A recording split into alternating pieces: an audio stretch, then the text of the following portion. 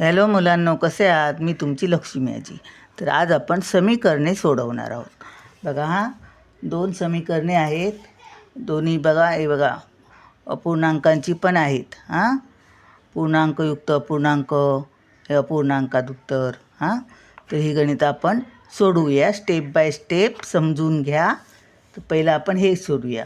5x भागिले 2 5x/2 भागिले 2 बरोबर 2.1/2. हे आपण पहिलं सोडूया. खाली लिहून घेऊया तसंच. 5x/2 भागिले 2 बरोबर 2.1/2 किंवा 1/2 पण बोलतात. तर आता आपण काय करतो नियमानुसार, पहिलं आपण इकडचे बरोबर चिन्हाच्या तिकडे नेतो, होय ना. पण अगोदर आपण आता काय करूया, ह्यांना संक्षिप्त रूप देऊया. अंशाधीत अपूर्णांकात करूया. संक्षिप्त नाही, अंशाधीत अपूर्णांकात करूया यांना. बघा आता कसं करायचं ते. 5x/2 भागिले 2.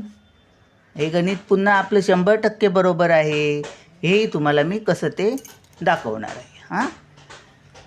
(2). आता बघा, यांचा गुणाकार 2 4 आणि 1 5 आणि छेदात आहे तेच 2 झालं. आता हे भागिले 2 आहेत, ते आपण इकडे घेऊन जाणार, बरोबर चिन्हाच्या इकडे. मग चिन्ह बदलणार, जास्ती काही नाही, आहे तोच नियम, म्हणून घाबरायचं नाही, सोपं असतं सगळं.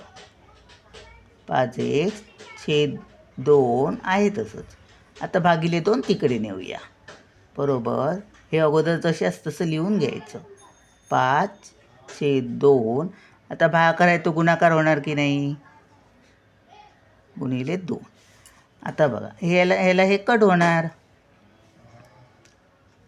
5x/2 बरोबर ह्या 2ला हे 2 कट झाले, 2 मग 5 गुणिले 1, 5 आणि छेदातले 1 काय आपण लिहित नाही, मग इथे किती राहिले, फक्त 5 राहिले. झालं. आता काय करायचं आहे, हे 2 आहेत ते इकडे न्यायचे आहेत पहिले, नंतर एक्सला एकट्याला इकडे ठेवायचं आणि एक बरोबर चिन्हाच्या इकडे नेऊन सोडवायचं. 5x तसेच ठेवूया, बरोबर. हे 5 अगोदर तसेच लिहिले. हे भागाकारात आहेत, ते इकडे गेल्यावर गुणाकारात होणार, गुणिले 2. आता 5x बरोबर 5×2 10 झालं. आता काय करायचं, एक्सला इथे ठेवायचं, 5ला तिकडे न्यायचं, 10 आहेत तसेच लिहिले. 5x ह्याचा अर्थ काय, 5 गुणिले x, मग 5 कुठे जाणार, खाली जाणार भागाकारात. मग 5×1 5, 5×2 10. एक्सची किंमत किती आली, x बरोबर 2 आलेत. तर आपण हेच गणित आता एक्सची किंमत घालून चेक करूया, एवढ्या गणिताचं उत्तर एवढं येतं का बघूया. चला लिहून घेऊया पहिलं गणित. 5x/2 भागिले 2. ह्यालाच म्हणतात टाळा करणे, आणि असं केल्यामुळे आपलं गणित चुकलं आहे की बरोबर आहे हेही आपल्या लगेच लक्षात येतं, 100% खात्री होते.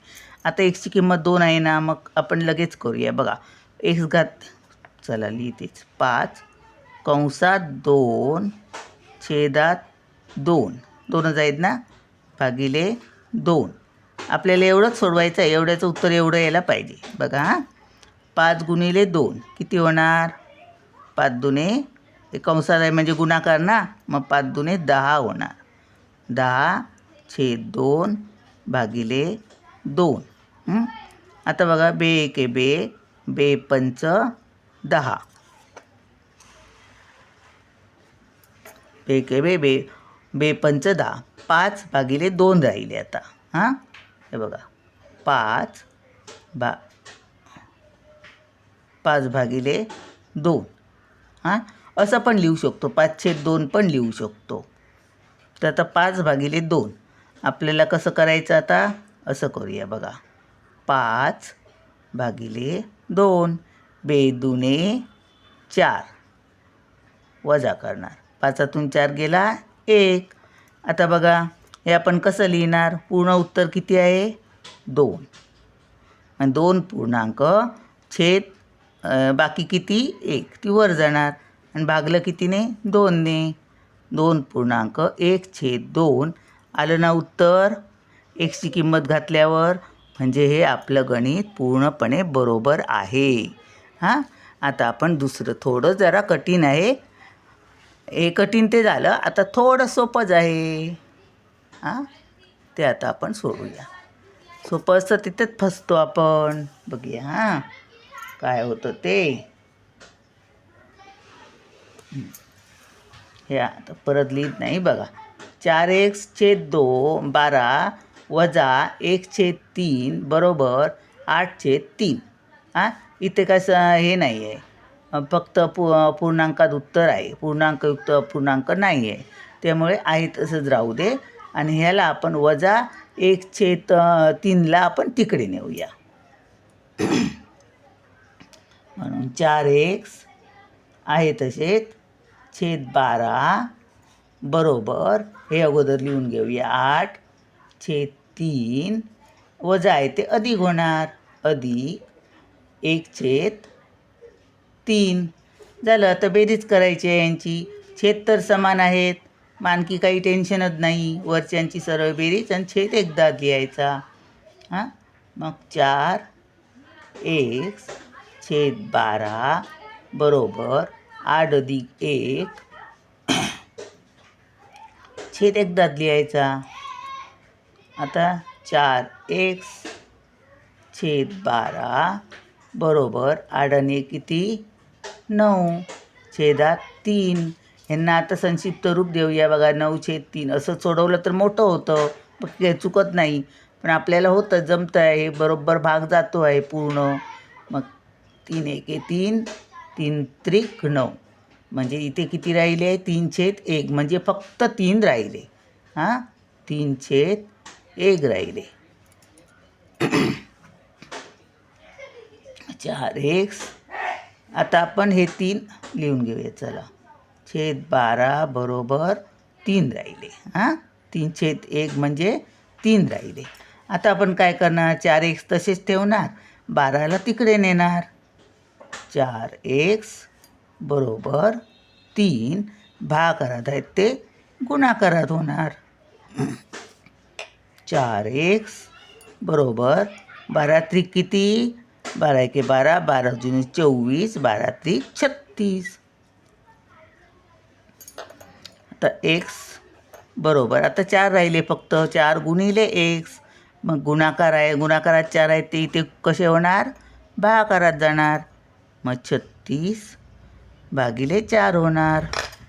म्हणून x बरोबर किती 4 × 1 = 4 4 × 8 4 × 3 = 12 4 × 4 = 16 4 × 5 = 20 4 × 6 = 24 4 × 7 = 28 4 × 8 = 32 4 × 9 = 36 4 × 9 = 36. x बरोबर किती आले 9 आलेत. टाळा करून बघूया. चला 4x/12 वजा 1/3 बरोबर 8/3. एवढ्याचं उत्तर एवढं यायला पाहिजे. हां बघूया आता. 4/9 एक्सची किंमत किती आहे 9 आली. 9/12 वजा 1/3 बरोबर 9 × 36 भागिले 12 म्हणजे (12) वजा 1/3. इथे आपण 12 × 36 करून केलं तरी चालतं किंवा ह्याचा छेद 12 केला तरी चालतो. 4 × 12 याला 4ने गुणलं की झालं. बघ हे तसं करूया. 36/12 छेद समान करायचं आहे ना. मग बघा 3 × 12 म्हणजे 4ने जर ह्याला गुणलं वजा मग वंशाला पण गुणायला पाहिजे. गुणिले 4 3 गुणिले 4 बरोबर 36/12 वजा 4 एके 4 आणि 4 त्रिक 12 झाला. छेद समान झाले.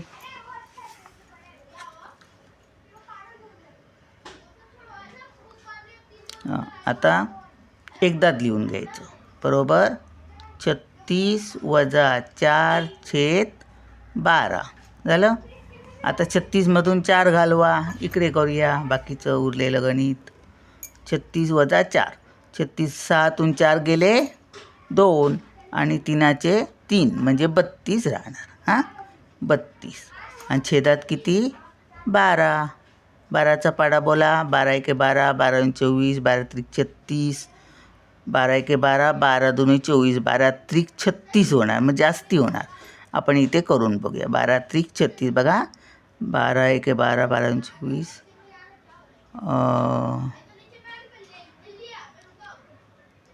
तीनने भाग जातो का कितीने भाग जातो. 12ने पूर्ण नाही पण 5 3 3 5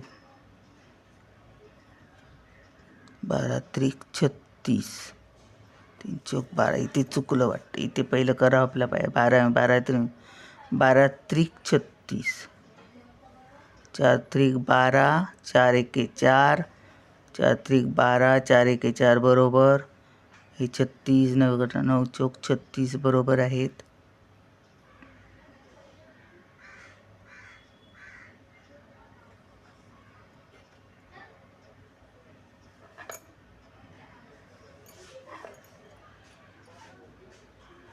बत्तीस भागिले 12 12 एके 12 12 दुने 24 12 त्रिक 36 12 दुने 24 छेदात 3 यायला पाहिजेत. काहीतरी गणित चुकतं आहे. 9 चौक 36 बरोबर आहे.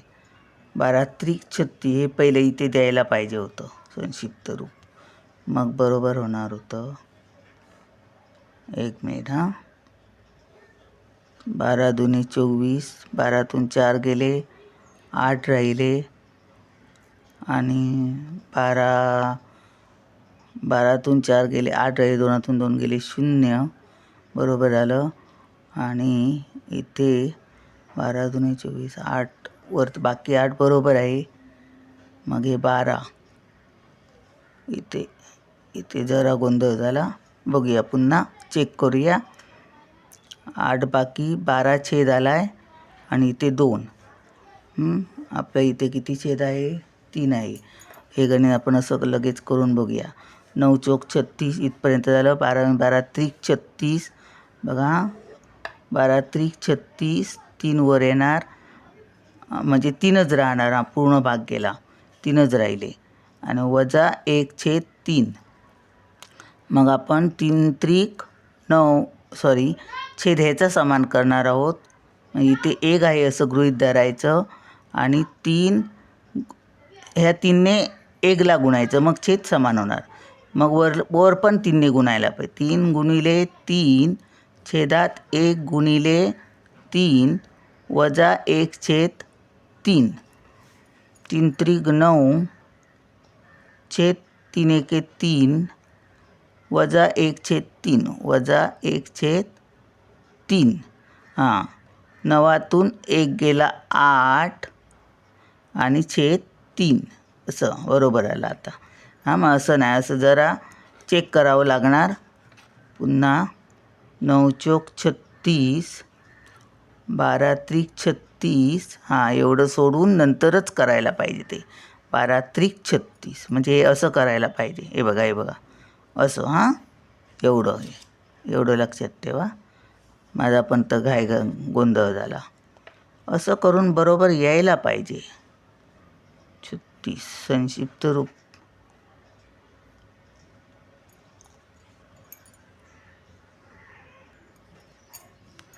ही पद्धत बरोबर आहे आणि ही बरोबर आहे.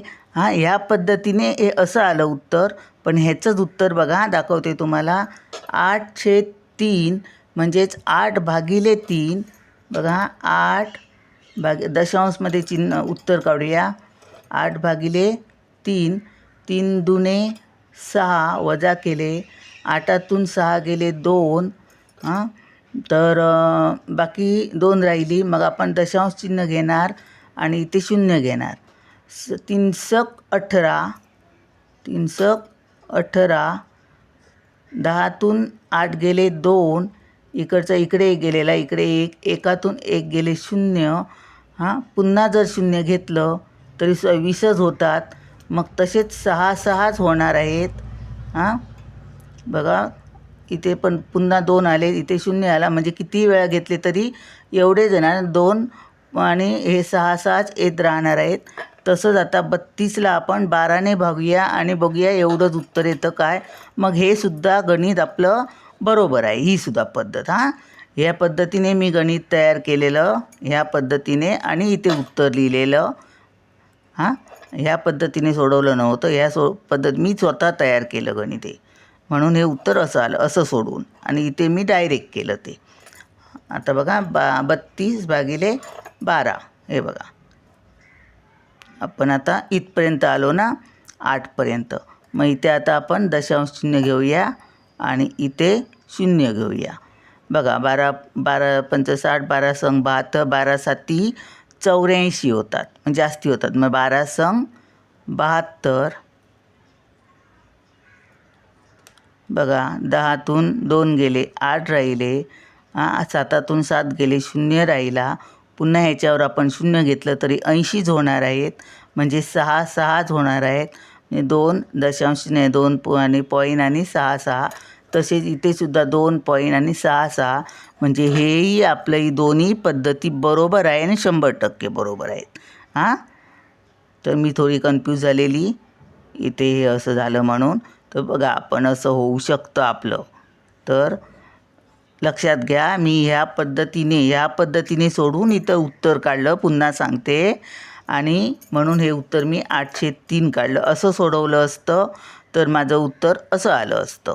कसं, इथे ह्या साईडला कसं आलं असतं, 12 आणि 2 उत्तर आलेलं ना, आणि छेद हे होतं. मग कसं आलं असतं, 2 पूर्णांक आलं असतं आणि छेदात 12 आले असते आणि बाकी किती 8 ती वर गेली असती.